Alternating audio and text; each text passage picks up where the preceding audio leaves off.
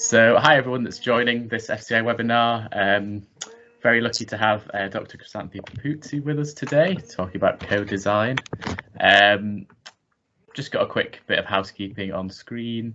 If you could keep yourselves muted as the presentation is happening, but please do ask questions in the chat, and we'll get to them at the Q&A section at the end. We are recording at the moment, and it'll be available to watch back on the faculty YouTube channel and website.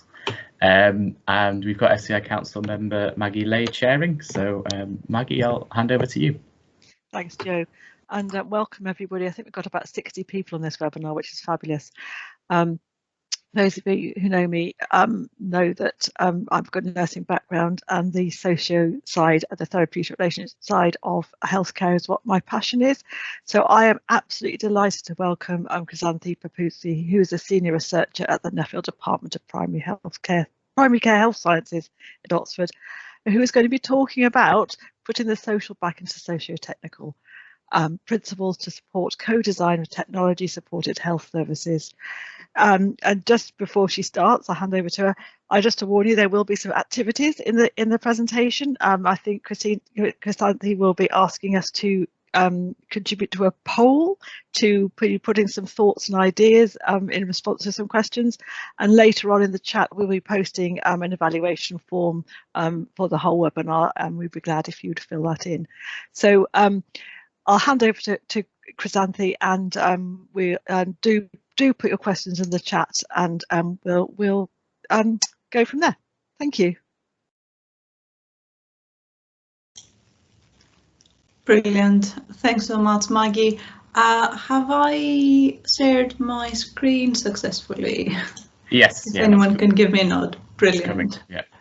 Great. Thank you. So, hi everyone. My name is Chrysanthi Papoutsi. I'm a senior researcher, as Maggie said, at the University of Oxford.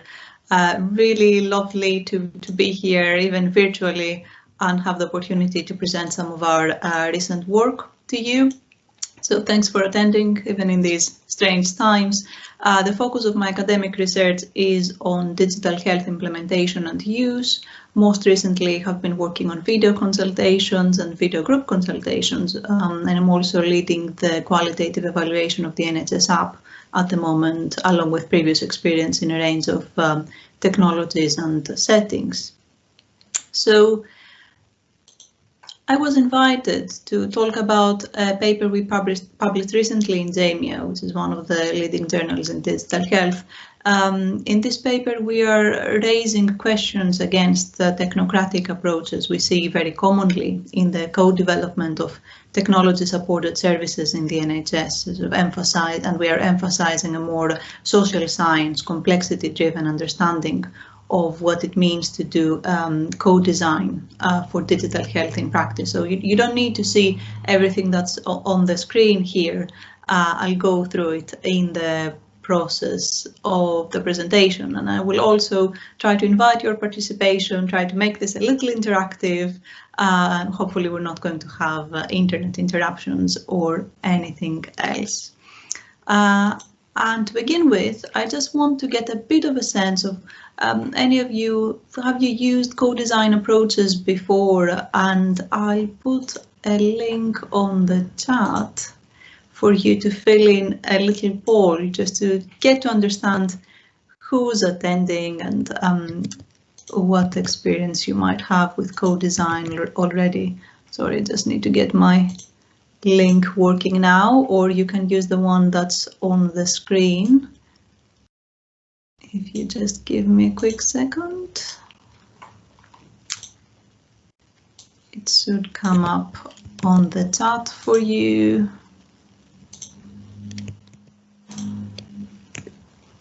There you go. So if you click on the link that's on the chat, or alternatively, if that's too tricky, you can just type on the chat and tell us whether you've used co-design approaches before. Yes, successfully, only to some extent, tried and failed, never attempted, never will, or whether you're doing research in co-design or something else that I haven't included in the options. And I'll bring up the results as they come in. You might already be able to see.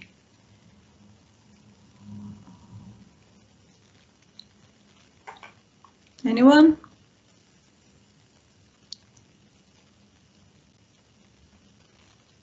I'll give you a minute.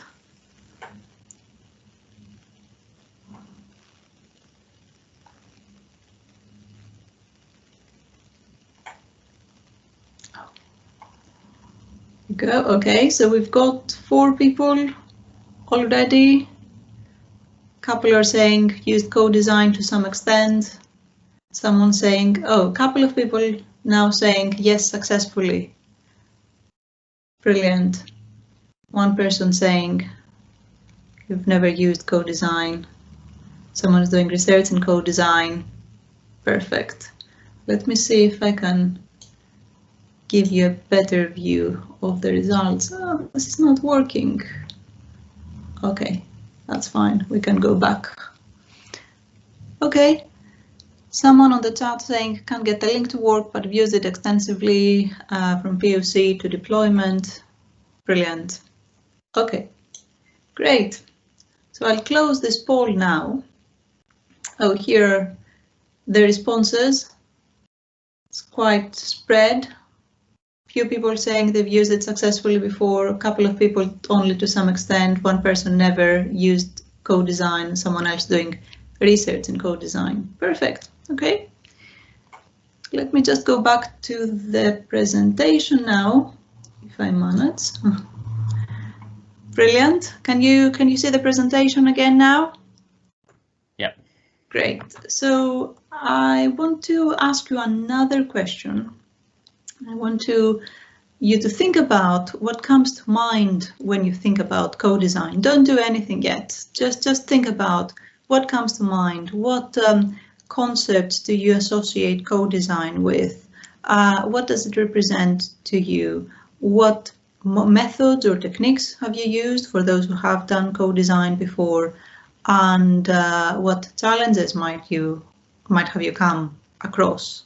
And again, feel free to start writing in the chat, or the other thing we'll do is if you refresh the link I've just given you, can you give me a quick second? If you refresh the link, now you'll be able to enter a concept, a word, the term, whatever you want, and we'll get a word cloud appearing. Let's see if that works. Just use the same link. Okay. People are talking about quality improvement, I think here, iteration, conflict, marriage. Okay, that's an interesting one. Need, inclusivity, clinical. And on the chat, people are talking about inclusivity, designing with rather than for, absolutely. People, people, people, yes, yeah, exactly. Let me see if I can get the word cloud come up on the screen for you. We've got quite a few things coming up. I think the key message here is that we're looking at the tension between collaboration and conflict, it appears, okay? Brilliant. I think this very nicely sets the frame for what I'm going to present today, and I'm going to go back to my presentation now. So we looked at who might have done Codesign before. We looked at what comes to mind when you think about Codesign.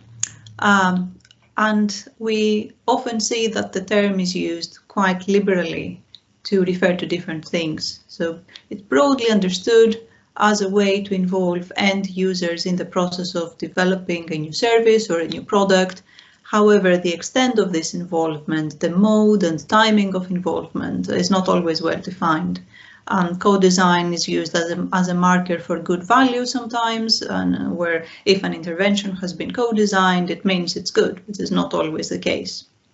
So I'm not going to go into the theory of co-design, we would be here all day. I just want to refer to a few different ways of thinking about or doing co-design, drawing on a paper from Unert et al. And a couple other references.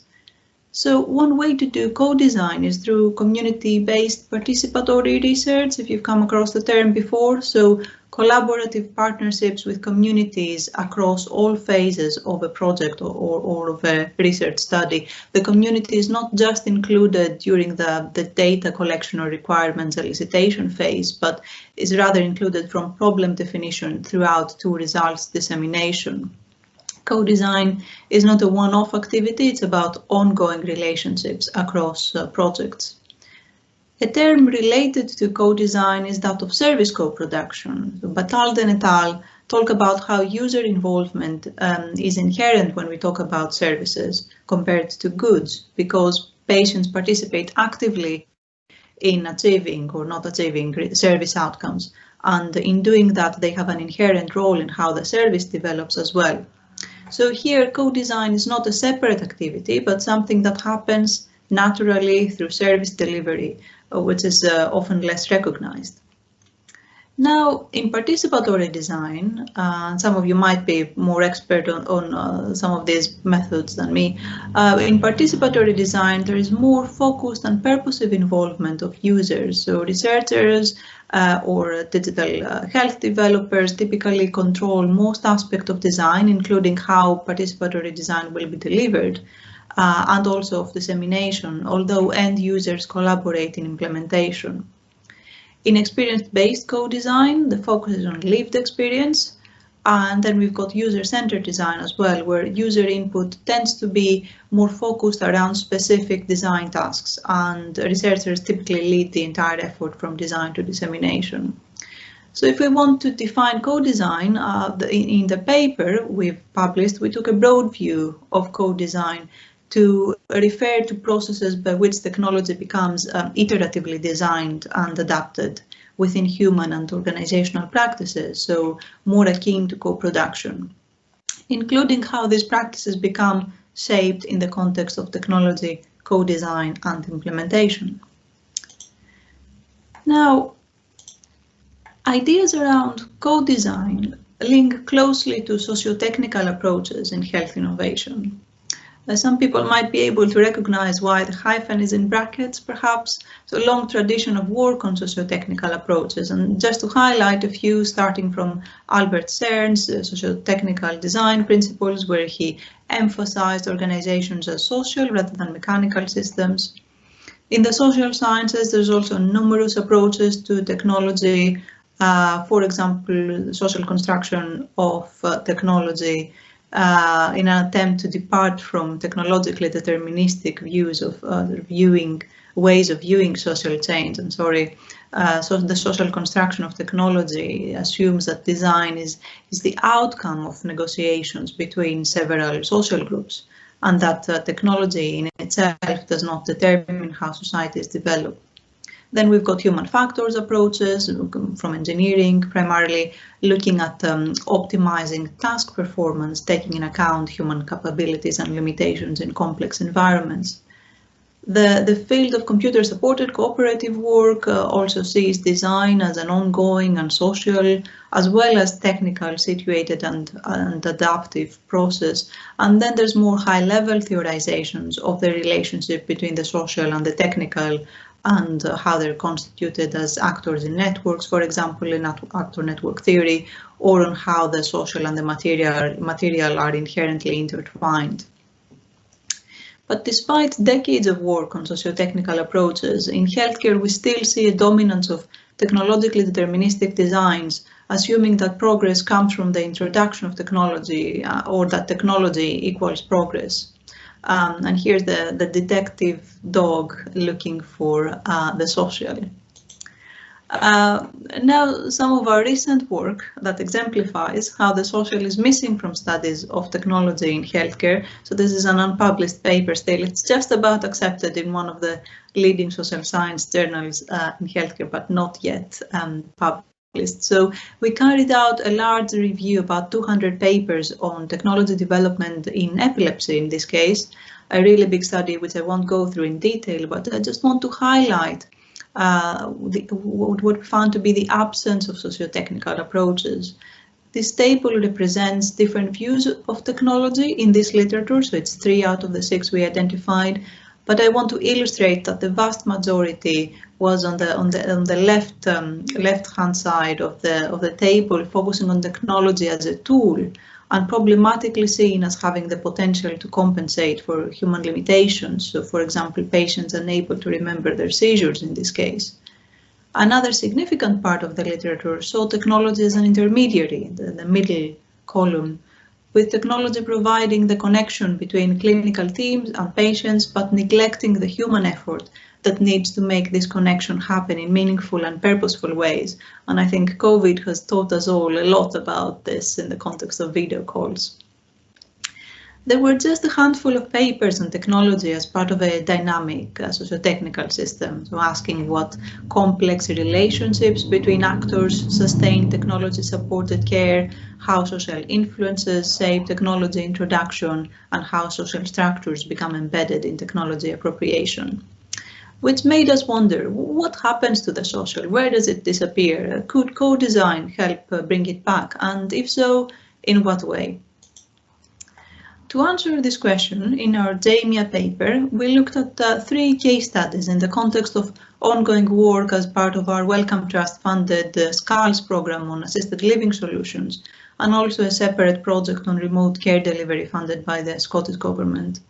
The paper includes a comprehensive description of methods, including 158 interviews with patients, healthcare staff, carers, policymakers, etc., as well as observation in different clinical and personal settings, review of documentation, walkthrough of technology use, and other approaches we've used. And I won't go into detail on the methods, but I'm happy to answer any questions if people want more detail. In the paper, we asked what generalizable lessons can we draw from these case studies about how to improve co-design in complex technology-supported change so that it foregrounds the role of the social. Okay, now a little bit more background on the case studies.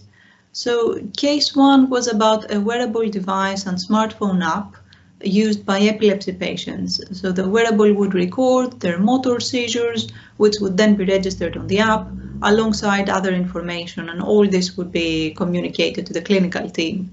The work was carried out with a specialist epilepsy clinic in Southwest England, and the key aim of the project was to improve service efficiency through the use of technology by supporting self-management. Co-design took place at early stages and focused initially on the technology, so there was an initial workshop with a small group of patients along with the epilepsy specialists and IT professionals leading the project. And following that, IT partners spent time with clinicians and patients in the context of clinical consultations, but also IT troubleshooting rather than having formal co-design meetings. And that was to better understand how the technology could be adapted. Despite initial encouraging results, this new model of care encountered numerous challenges, including lack of suitability of the wearable device for the specific patient group, changes to established working practices, but also difficulties spreading and sustaining this new technology-supported service. Case 2 was a study of remote biomarker monitoring in heart failure in the context of a randomized control trial. Participants in the intervention arm were given a tablet computer and peripheral devices, so a blood pressure, heart rate monitor, and weighing scales to provide daily measurements. And there was also clinical support from a specialist nurse who monitored risk prediction scores and data trends. The key aim here was to apply evidence-based standards and reduce variation in care through the use of technology.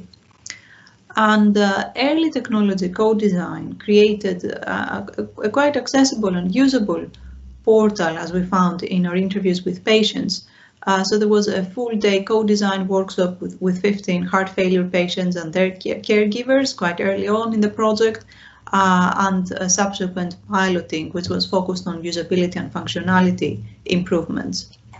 In the end, however, there was variation in how the intervention was embedded locally by clinicians to improve care, and this distancing of key groups who weren't involved in early co-design might have led to disengagement and divergence from work practices. Now, case 3, briefly, was looking at the major expansion of video consultations in Scotland. We looked at 6 hospital and GP sites, and the key aim there was to improve access to healthcare by patients living in remote areas, reducing inequalities in this sense. There was ongoing iteration of both the technology, but also the clinical services that the technology would support. And from the outset, the aim was to spread and sustain the service. Patients were involved in naming the service at national level, for example. There were a range of engagement opportunities in the community, and also in-service flexible and responsive co-design, including things like adding a human receptionist to the video consultation model following patient input. I won't go into the details of any more details of co-design for its case, but I will focus on the cross-case challenges and lessons learned. So 3 things influenced how co-design supported successful and sustainable use of technology in our cases. I'll go through them one by one. I won't mention them here. The first one was about finding who the prospective users were that the co-design process was supposed to serve. So we do co-design because we know the vast majority of new technologies in healthcare fail, and we want to develop technologies or new services in ways that meet the needs of their intended users, right? So that's quite common sense. When we do co-design, we try to imagine who is likely to use the technology. However, knowing who counts as a user and how to involve them in co-design is not always straightforward. From our 3 case studies, on number 1 and 2, treated participants in co-design as technology users. So the focus was on developing the interface of the remote monitoring technology, the types of fields to be filled in by patients, trying to make sure data entry tasks could be completed by patients, etc. Although important, especially at early stages, this didn't seem to be sufficient. There was less emphasis on those affected indirectly from the technology, such as the clinicians required to implement system recommendations who were not involved in co-design as they were not deemed to be active users, which then, as I mentioned already, led to suboptimal implementation of the heart failure technology in clinical settings. So co-design had taken in account the functional side of how the equipment would be used, produced a system that was functional but not effective, as the co-design process neglected to engage with how professional values might drive adoption. Because the emphasis had been on technology co-design rather than on service co-production, there was limited scope for developing a shared vision for the service, mutually shaping work practices and co-producing an appropriate place for technology-guided medicines optimization in the case of heart failure care. In the epilepsy case, co-design again focused on the technology, so whether patients found the seizure app easy to log into and use, so making drop-down menus intuitive and things like that. And there was less co-design around how the service would change with the introduction of technology. So there were tensions when the consultant suggested to patients that appointments might be reduced as people were using the epilepsy app, and this was something that patients didn't really envisage was going to happen. In addition, only small and relatively homogeneous groups expressed interest in dedicated co-design sessions. It seemed that patients did not always imagine themselves as potential users of these technologies or recognize what role they could play in the co-design process. And with only a relatively small group of patients and enthusiastic clinicians contributing to the process, it was difficult to co-shape the technology for a wider, more representative set of service needs and to implement at scale. Now, one way this latter challenge was addressed in case 3, our video consultations case, was by doing co-design in situ rather than in abstract. one of the project leads here says, we actually found it difficult to engage people on the general concept of come and co-design with me, but we found it very straightforward to engage on the you've got an appointment, do you mind having that appointment on video and testing it out with us? So often co-design is seen as something that happens at the beginning of the technology project to collect input on the technology, which can then be used to refine it in an ideal state that would increase adoption. And often to do that, we bring people together in workshops, they talk about things in the abstract rather than in the context of the service. Now, taking a more open view of co-design as an ongoing situated practice means that users also continue to be treated as co-designers rather than turning into passive adopters or non-adopters following an early, well-circumscribed co-design stage. The other challenge in achieving ongoing co-design was around how some projects used commercial established devices to increase the chances of readings being reliable, which still wasn't the case. But at least they had a better chance. And using established devices meant that the scope for co-design was limited to very specific aspects of the technology projects. Again, the neurology consultant here is saying, when you're trying to optimize your solution, when using an established product, you're struggling against bits of technology that you don't have real control or influence over. So making it difficult to develop a service that works on an ongoing basis. Thirdly, ongoing co-design was difficult to pursue without support from wider infrastructures, so institutional, regulatory, and that often favored a very narrow technology-focused approach. So, for example, teams had to prioritize requirements of funding calls.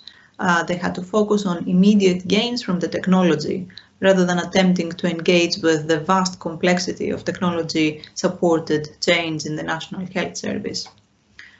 As an example, in the epilepsy case, additional development became difficult when external funding ended and ongoing co-design of the solution could not be sustained.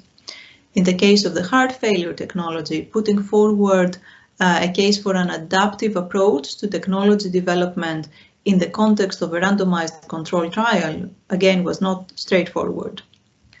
Also, lack of organizational resources and path dependency with legacy systems also hindered the potential for implementing necessary co-designed changes. So if the infrastructure wasn't there to provide what patients and other clinicians might have suggested as important, then it became a bit of a tricky exercise to carry out.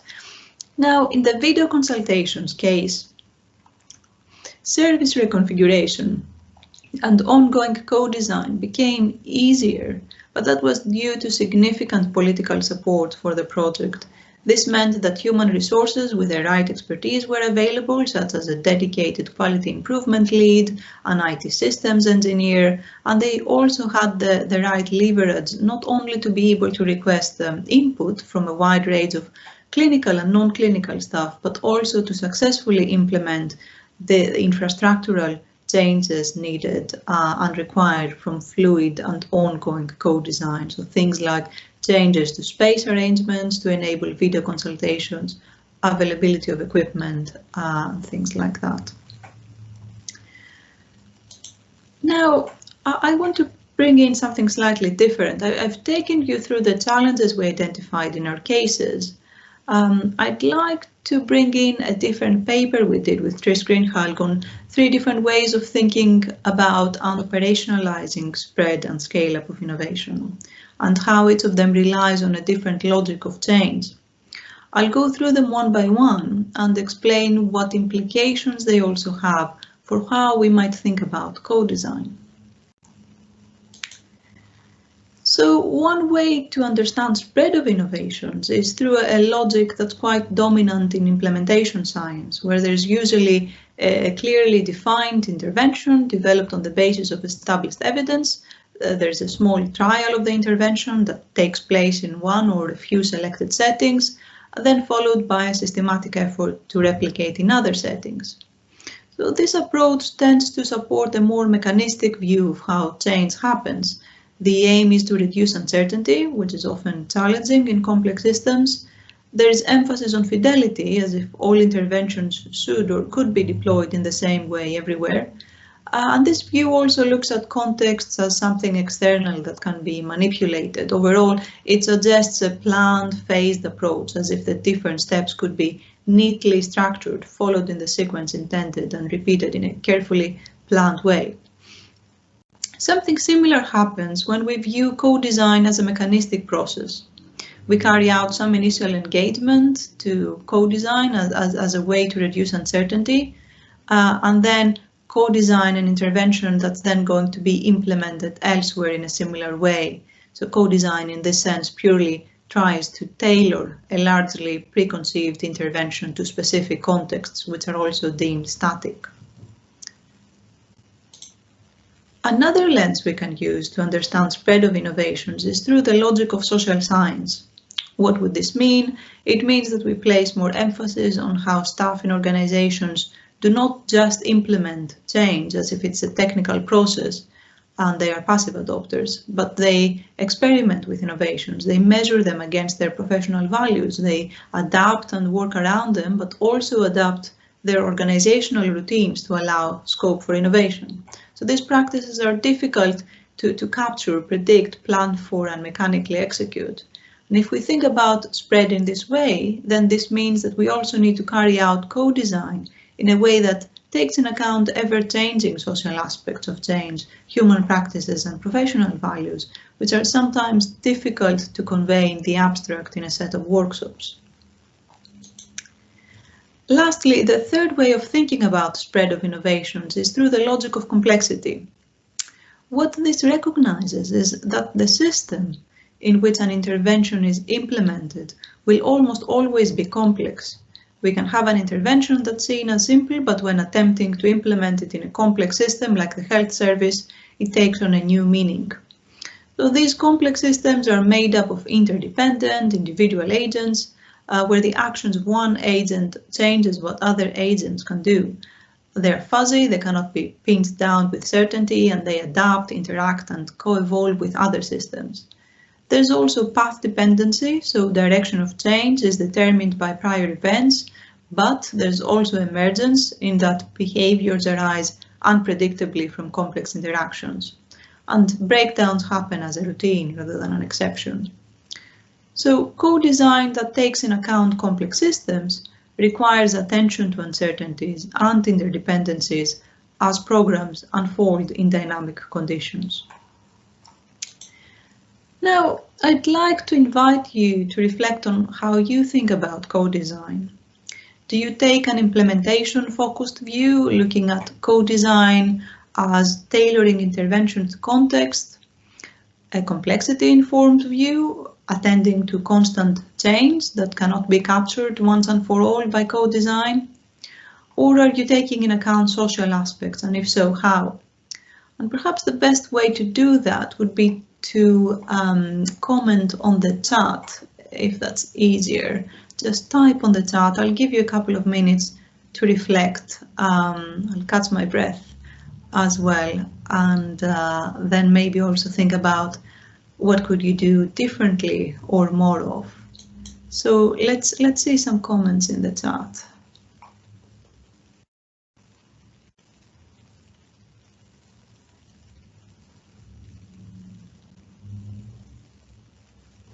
Okay, someone saying an amalgam of all three.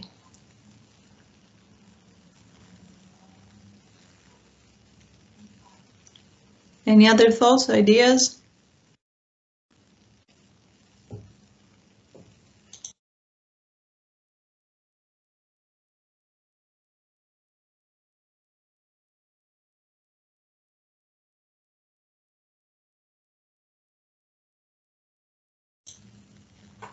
Okay, so Alicia is saying all three, but flexing the dominance of one maybe depending on the user. Okay, find myself having to push for complexity and human-centered approaches. A very common experience, Maggie. Thinking about complex systems and the NHS changes frequently, stymied by financial sector disincentives Absolutely, one of the biggest barriers, isn't it? Okay. Human factors affect all of them, yes. Focus on the evidence base and being specific about the intervention, that's important as well. So I'm not suggesting here that we just need to use one of them, but that they all contribute, all three ways of thinking about co-design contribute different ways of understanding.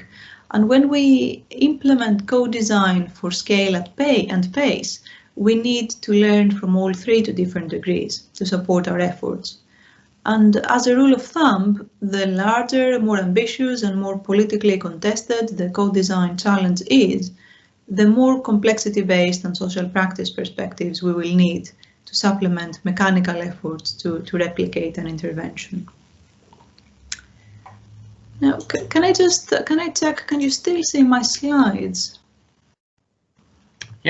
Yeah, okay, perfect, great, thank you. So now, drawing on our cross-case learning on service rather than technology co-design, we have devised the following principles. We believe that co-design needs to be anchored in articulated and emerging needs of both direct and indirect users, and of those who will be affected by the technology in different ways. Co-design in complex systems does not mean one-off or unplanned and haphazard efforts, but rather requires adaptive capability to recognize emergence and manage unpredictability through ongoing efforts. Healthcare staff need support to accommodate ongoing co-design of a perpetual beta mode for technology in the service through local adaptations, seeing the technology-supported service as a public good rather than commercial opportunity. We also need to have adequate resourcing and infrastructures in place to enable co-design to reach its full potential. And that's something that needs to be thought through early in the process. Finally, and to summarize, don't worry, I'm almost done. How do we bring the social back into the socio-technical? We've seen from the work we carried out that technical mechanistic co-design is not sufficient for mainstreaming technology in healthcare. We need to depart from trying to frame problem specification around largely fixed solutions and to carry out co-design only on the parts that don't really mess with the fixed ideas we have about change. Instead of seeing patients and staff as users of technologies, we need to engage with them in co-design as service partners and as professionals, respectively. And this will allow us to take into account a wider set of practices and values rather than just functional ability to perform technical tasks. And resilient organizations would use co-design, again, not just a one-off activity, but to support staff to continually co-design this gap between work as imagined and work as done. Thanks so much for your attention. A few final funding acknowledgements and thanks to our participants. I hope this has been thought-provoking, interesting, useful, and I'd welcome comments and questions. I've seen a few coming through the chat, so it might be a good time to start looking back at them. Thank you. That was fascinating and a little bit painful, to be honest. I think we all got the scars of where that hasn't worked hugely well. There are some questions coming in, and I'm going to come to you, Alicia, first. But I just want to make a couple of comments, and please do write questions in the chat or put your hand up. But what I think what struck me was perpetual beta mode. Which makes me think of Microsoft Teams and the pandemic, and how we've all been trying to make it work, and it changes without us looking. And actually, on a more serious note, this echoes something that Mary said. The trouble with that is, where's the ownership? Is because you're always changing, it always sits in project, and you never get that ownership. And what you need is some sort of ownership at a point in time. My other comment is, and I'm going to stop talking soon, is that we tend to think of the software system, and I think of the product, which is the service we're using the system for, and having that product life cycle and that maintenance schedule of it and who's responsible for what bit. But those are comments. I'm going to go into the chat, and I'm going to, Alicia, I love this. What are your reflections about this approach in the context of the power issues wrapped up with calling or recruiting users of services identified as patients? So, Alicia, I've got two things going on there. Should we be calling them patients or users?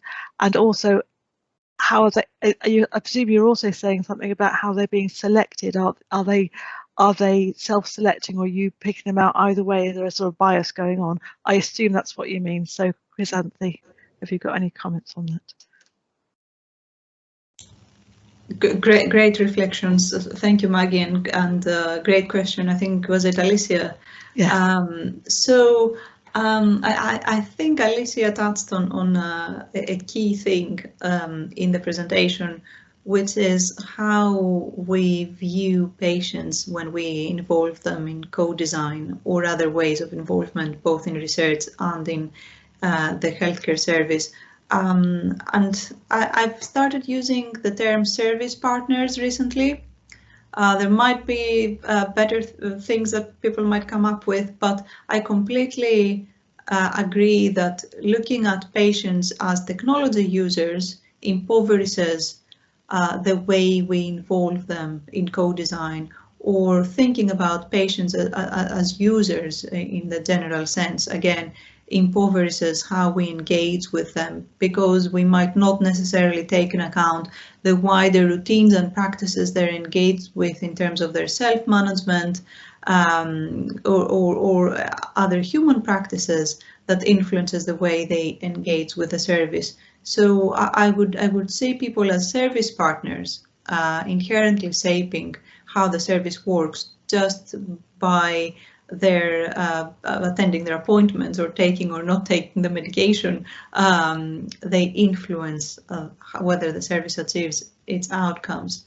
And the other thing that I definitely encourage people to do, and I know it's difficult, and I know it really relies on the available infrastructures, human, technical, financial, etc., is building relationships rather than engage with patients in one-off interactions or one-off workshop where some people might be invited to come and then never invited back for a couple of years until another opportunity arises, but try to build what community-based participatory research does: ongoing collaborations with people, ongoing relationships, so they act as partners rather than users, rather than being there to support one-off data collection, if that makes sense. I'm not sure if I've answered the whole question or if I'm missing anything. I think it reminds me of when we were told patients weren't allowed to be compliant. We had to describe them as concordant, and I think that's right. And I still find compliant quite a difficult. We use it again. It's gone back into everyday speech because that's what we mean. But if we challenged ourselves, we would be saying concordant is why aren't they doing this? And that's the service partner bit of it. So that's interesting. Mary makes a point. I think this is about currency, really, of the currency of the relationship. She's saying, how do you get patients who come in at a time when the system has already been implemented, and that so how do you recruit them?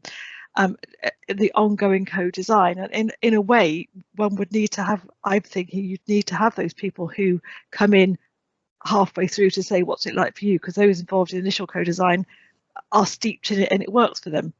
The other thing she's saying is ownership is easier if GP led. They tend to stay put, and so do their patients, and that's true. We're talking about GP informatics and how much work GPs have done on that, and that is true. There's a continuity relationship there, isn't there? That is harder. I noticed somebody's working in the mortuary service. I'm sure your relationships are of a different nature, but that sense of is it episodic or is it a long-term relationship, and how do you manage when people's contact with the service is episodic? Yeah, no, it's a good question. I wouldn't necessarily agree that if someone participates in early co-design, that means their needs are fulfilled and the technology is developed in a way that might meet their needs. Because if we take a complex systems view, we might assume that these needs might change unpredictably, or the situation in which a patient uses the technology might change unpredictably over time. New needs might arise that need to be taken in account. So ongoing relationships with these people are important as well. But I quite like what happened in Scotland, where co-design almost happened opportunistically in the context of service provision, if you like. So people were invited to help shape the service in the context of appointments that were already in place. And that, I think, achieved both to meet the needs of those who might have episodic interactions with the service, but also those who might have more sort of recurrent interactions, depending on the types of conditions they might be living with. What was the other thing? Yes, GP continuity, engaging people in co-design when the relationship is already there. I completely agree, is important. It's the trust element as well, but again, power dynamics come in there too, in terms of patients sometimes wanting to appease or satisfy their consultant, and we saw that really strongly in the epilepsy case, where patients wouldn't necessarily talk about what was going wrong with the technology or how it didn't work for them, because they didn't want to influence the relationship they had with the consultant. They saw their role, they saw their participation in co-design as another way of accessing their consultant and being able to spend more time with their consultant and getting additional support. It's the interesting thing, because that's what is the patient priority. If you're saying what's your priority over technology, and you're saying my priority is a relationship with somebody who makes me feel better, and we've talked about that before. So absolutely, I'm just going to go back. I don't think that it's right to assume people's needs have been met, you know, but I think that you might not have that element of critical thinking if you've been involved in the early co-design, so you might not be thinking from somebody else's perspective. So I think bringing in new users to critically review what's the design in practice is a good thing. Absolutely, yes. I'm still, and I think we have discussed this before, but this inviting people to comment. Now, if you invite me to comment, I will, because I know you may not have to invite me, but there are other people who, even if they're invited, won't comment. And so from my nursing perspective, I often thought that was my job in a way to speak on behalf of my patients and work out what it was they needed, or what they were asking for, and speak on their behalf. And I think that's something nurses carry through with them quite a long time. But it is that, how do you know that you've got you're asking the right questions to the right people? And indeed, all of us have got anecdotes of our experience, of our family's experience with health and care, and can actually apply a sort of what went wrong, why did that happen, why did that happen, why did that happen? So you can actually critically review your own experiences. But yes, it's involving service partners, but recruiting them and identifying them and making certain their voices are heard properly is a challenge. I'm just going to look at. I'm just looking to see if there's anybody else I've missed. Mary. Mary's asking, in Scotland, the service wasn't disease condition dependent. In hospital settings, only long-term conditions are suitable. Is that so? She's asking, is it only long-term conditions suitable? Wasn't disease condition dependent? My understanding is that they started with specific specialties, because this was mainly consultations with specialists from hospital, who provided remote sessions and the patient would go in pre-COVID times to the local health center or their local GP and receive the specialist consultation from the specialist in a hospital elsewhere. So most of them were long-term conditions, but I can't remember which ones at the moment.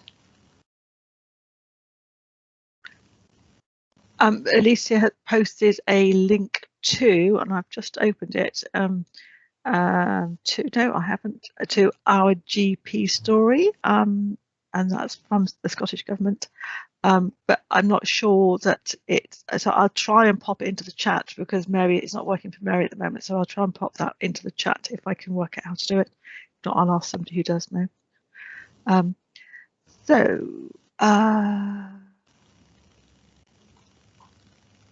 That's it in the chat. Does anybody else have any questions that they'd like to, please raise your hand if you want to ask, or put it in the chat.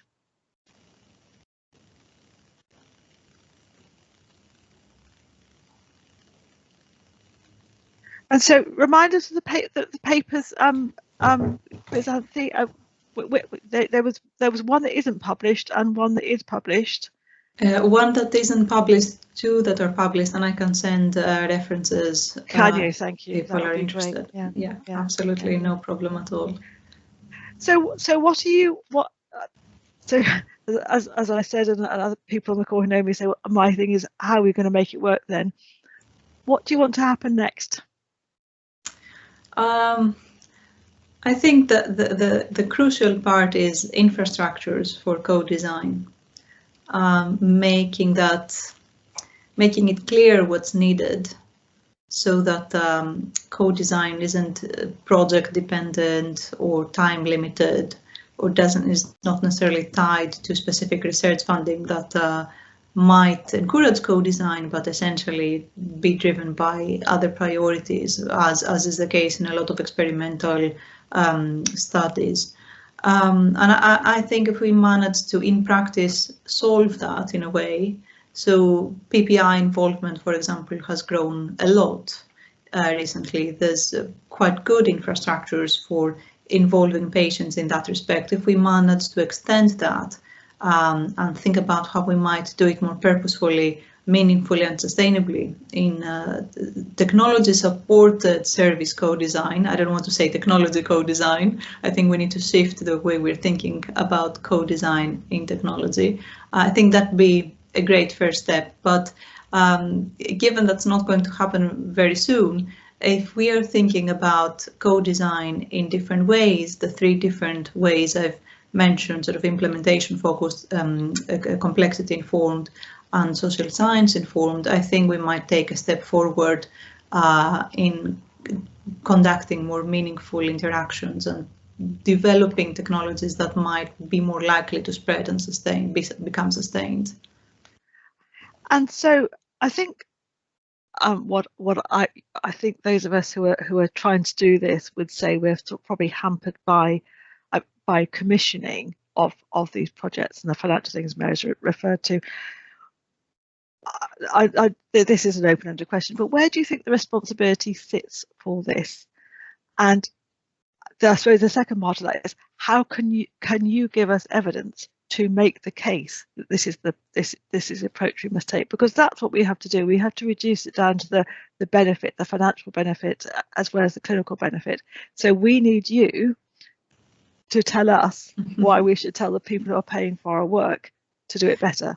Yeah, it's a brilliant point. And if I start from your second point, what evidence do you think would work? I'm not sure if the evidence that would make a convincing case in the paradigm, in the sort of dominant paradigm of our times, would necessarily work, because the links are not causal, if you like. We cannot prove cause and effect. If you do good co-design, you'll have a technology that works and provides value. The threads are a bit more sort of loosely coupled, if you like. But I think it's definitely an area we need to work a little bit more on, and also learn from the past, because as Mary is saying in the chat, there's so much that's been going on for ages and ages now, and we're not bringing it together in a way that might help. and Mary's absolutely right. One of my anecdotes is the NHS is very good at buying a Ford Escort to take the children to school. 10 years later, it's different children, different schools, and the only person who knows whether he's going is the driver. And yet, and that's the thing. We rely on that driver being a good person, knowing the right things to do, but it's not as it was commissioned, and it's a huge challenge. And we really do need your evidence. Those of us who are doing the do, and we need to build up those anecdotes and those stories to illustrate it, and then we will find evidence, because we've got to link it back to things we've seen. So it's 2 minutes to go. Alicia is saying, will you come and do another session? Thank you. Oh, so, absolutely. Thanks so much for bearing with me. Wonderful. And if I could remind everybody, because the FCI set up a library of past projects. How many projects do you want, Mary? But yes, we do need to do so. We do need to. We've talked about that before, Joe, haven't we? Some of the pieces of work we're doing is how setting up a library that has to be curated and searchable. So it's quite a task, but I do think it probably sits in this space. Yeah. Yes. Yeah. Yes. We are looking into it. Yeah. Yeah. So thank you guys. Please do the feedback, and Chrysanthi, please do come back again, because it's reassuring. The diversity we need. We do need the detailed, the evidence-based people, and we do need the human people, and we do need the ideas people, and all those things. And we put it together, and you've really just helped sort of demonstrate that. So thank you. Oh, brilliant. Thank you for inviting me, and it's been great to discuss with you. Thank you.